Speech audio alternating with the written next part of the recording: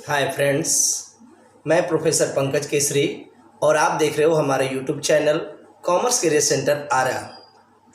मैंने अपने वीडियो में पिछली बार 12th क्लास में cash flow statement operating activity को बताया, डायरेक्ट मेथड और indirect method.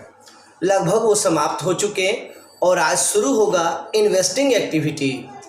Cash flow statement 3 activity से बनाए जाते हैं। ऑपरेटिंग एक्टिविटी मतलब संचालन की क्रियाएं, दूसरी इन्वेस्टिंग एक्टिविटी निवेश क्रियाएं मतलब परचेज या सेल, और तीसरी एक्टिविटी होती है फाइनेंसिंग एक्टिविटी। तो ये तीनों पर ध्यान देना चाहिए। तो अभी हम लोग ध्यान देंगे इन्वेस्टिंग एक्टिविटी। इन्वेस्टिंग एक्टिविटी में परचेज और सेल आता है। इसमें फिक्स्ड एसेट्स का यूज किया जाता है। अगर फिक्स्ड एसेट्स बढ़े तो उसे परचेज कहा जाएगा। जैसे फॉर एग्जांपल, मेरे पास एक मकान था, एक और हो गया तो वो खरीदने पर हुआ, यानी एक मकान था एक और, यानी बढ़ने का मतलब यहाँ परचेज हुआ। और यदि हम कोई भी चीज़ परचेज करते हैं तो हमारा कैश कम पड़ जाता है या बैंक का बैलेंस कम पड़ जाता है ना। मैंने एक घर के अलावा एक घर और ख़रीद लिया तो मेरा लगभग 50 लाख रुपया कम हो गया, बैंक बैलेंस या कैश, है ना। यही उल्टा बात अगर हम करें कि अगर हम एक मकान को बेच देते हैं तो मकान तो घट जाएगा, यानी संपत्ति तो घटेगी लेकिन कैश बढ़ जाएगा। अगर 2 मकान में से एक मकान बेच दें तो लोग कहेंगे संपत्ति इनके पास कम हो गया, लेकिन रियलिटी है कि कैश या बैंक बैलेंस बढ़ जाएगा। इस बात का ही ध्यान देना है। इसीलिए नॉर्मल सी भाषा में ये समझना है, when fixed assets are increase, when fixed assets are increase then purchase। अगर फिक्स्ड एसेट्स बढ़ता है तो उसे परचेज मानना है, और परचेज नेगेटिव पॉइंट होता है, माइनस होता है। परचेज करने से जेब से पैसे निकल जाएंगे, बैंक से बैलेंस निकल जाएंगे।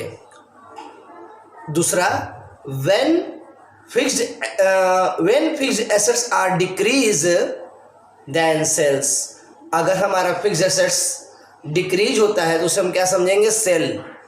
तो सेल करने से क्या होता है, हमारे पास कैश बढ़ जाता है। तो सेल पॉजिटिव है और परचेज निगेटिव है। आइए ध्यान देते हैं क्वेश्चन डॉक्टर एस.के. सिंह के बुक से। क्वेश्चन नंबर 17 तो बहुत इजी है, इसलिए पहले मैं वो नहीं बता रहा हूँ, पहले 18 बता रहा हूँ।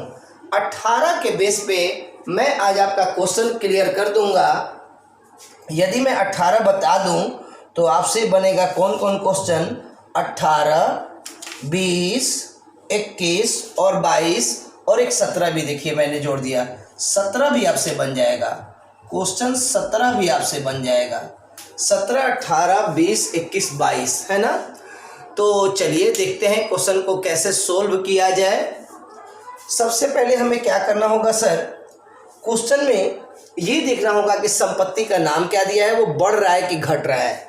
जैसे 18 नंबर का प्रोफॉर्मा मैंने बनाया है, cash flow from investing activity, है ना। तो उसमें एक एक आइटम देखिए, जितना भी आइटम इसमें दिया रहता है वो फिक्स्ड एसेट्स होता है। जैसे क्वेश्चन में दे रहा है 19 और 20, पहले 19 बाद में 20, अच्छी बात है।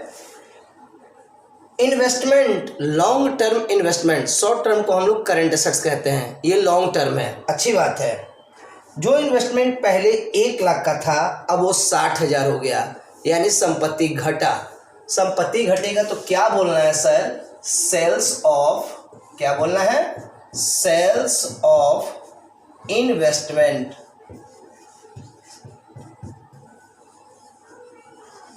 कितने रुपए का, 1 लाख से 60,000 हुआ यानी 40,000। और याद रखिए सेल हमेशा पॉजिटिव होता है, मतलब ओपन रहेगा। संपत्ति घटेगा तो सेल्स बोलना है और सेल्स का अमाउंट ओपन रहता है। अगला आइटम है हम लोग का है सर मशीनरी, जो पहले 2 लाख था अब 2,60,000 हो गया। तो 2 लाख से 2,60,000 हो गया यानी बढ़ गया। बढ़े तो क्या बोलना है, purchase, purchase of machinery. Purchase of machinery कितने रुपए का बढ़ा सर, 2 लाख से 2,60,000 हुआ, और परचेज में को हम लोग ब्रैकेट में रखते हैं क्योंकि परचेज नेगेटिव पॉइंट है, परचेज करने से जेब से पैसे निकल जाते हैं। तो सर अंतर कितना आया?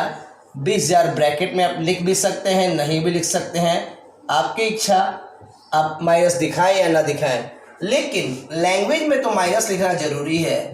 Net cash used in investing activity. अगर आपका आंसर माइनस में आ रहा है तो आप माइनस लिखें या ना लिखें ये फर्क नहीं पड़ता है, लेकिन ये ज़रूरी है कि आप यहाँ पे लिखें यूज्ड।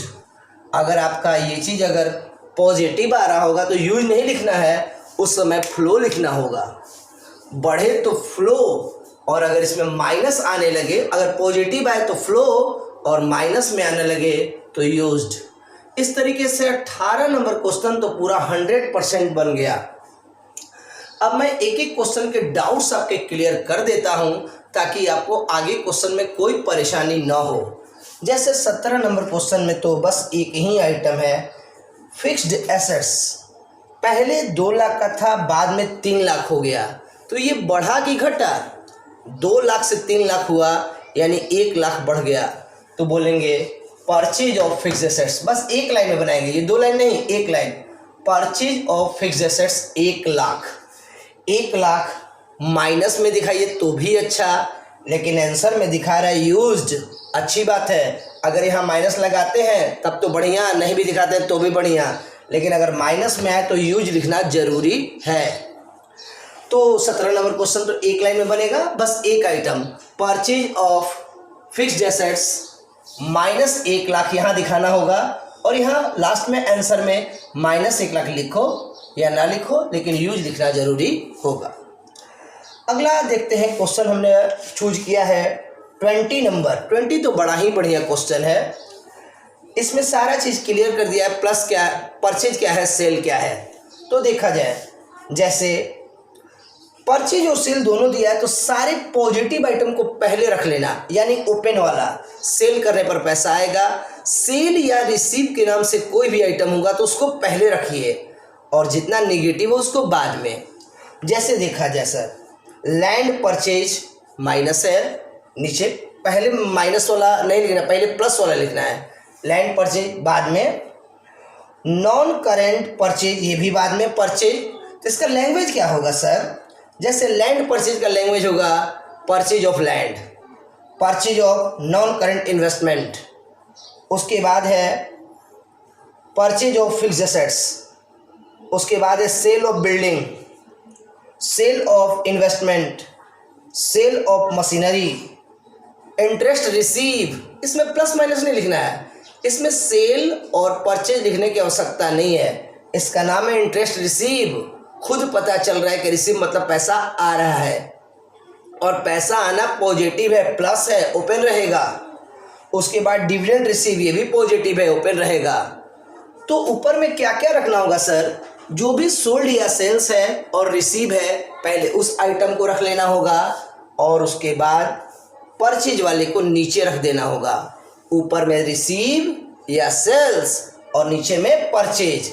उसके बाद एडलेस करेंगे तो प्लस माइनस में आंसर आ जाएगा। जैसे मेरा देखिए -60,000 और 40,000, तो बड़ा तो माइनस है ना, इसीलिए मेरा आंसर माइनस में आया। तो आप भी कुछ आइटम्स को, आपके आइटम्स ज़्यादा है तो जोड़कर पहले ये देख लीजिएगा कि रिजल्ट प्लस में आ रहा है कि माइनस में। प्लस में आए तो फ्लो और माइनस में आए तो यूज्ड। बड़े आराम से क्वेश्चन बन जाएंगे। तो ये आपका क्वेश्चन 20 नंबर क्लियर बन जाएगा। तो 17, 18 और 20 क्लियर। अब आइए क्वेश्चन नंबर देखिए 21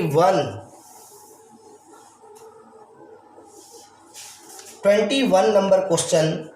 अभी हम लोग जो देखे हैं 20 नंबर क्वेश्चन, उसमें कंपेयर करने की जरूरत नहीं है, उसमें खुद ही परचेज और सेल का अमाउंट दिया है, कंपेयर करने की जरूरत नहीं है कि घटा कि बढ़ा। लेकिन क्वेश्चन नंबर 21 में हम लोग को देखना पड़ेगा ये घट रहा है कि बढ़ रहा है।